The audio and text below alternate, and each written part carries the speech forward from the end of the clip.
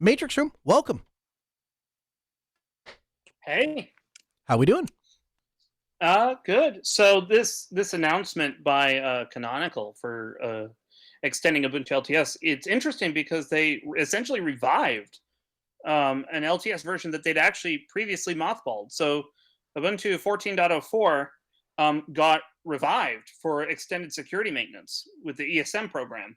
So this announcement essentially makes it so for those who weren't already aware, Ubuntu 20.04 was already under the 10-year ESM program. What they just did was they took that same program and backported it to 1604 and 1404. Hmm. So 1604, which was going to be EOL and ESM in 2 years, is now going to be ESM EOL in 5. And 1404, which had already expired in its ESM, it was revived again for a few more years. That's basically what happened here. I think while this will certainly make some businesses feel more comfortable with using Ubuntu in the enterprise, I think this will actually have net no impact on the wider community at large because the community doesn't get to benefit from this. This is only available for Canonical paying customers using Ubuntu Advantage with the ESM contract, where you get paid updates that are not distributed freely. Um, to be fair, Red Hat's 10-year support also is totally paid for. You have to have a support agreement with them to have access to those updates.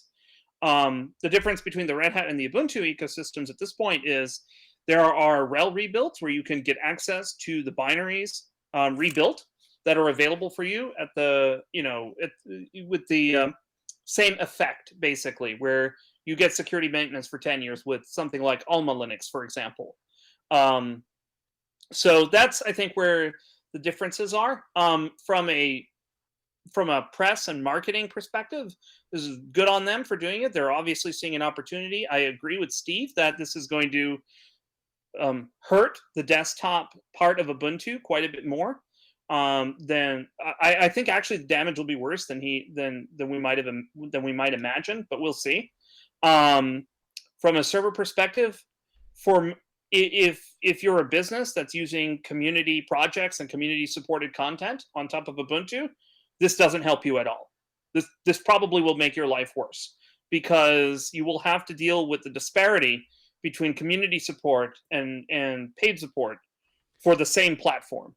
And that's going to not be very fun for anybody. So just playing I can speak from experience. Go ahead, Steve.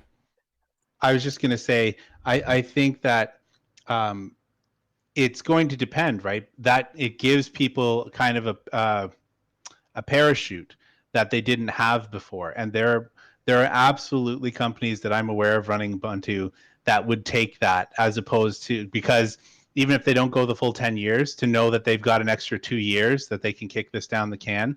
There are a bunch of companies that would totally pick that up.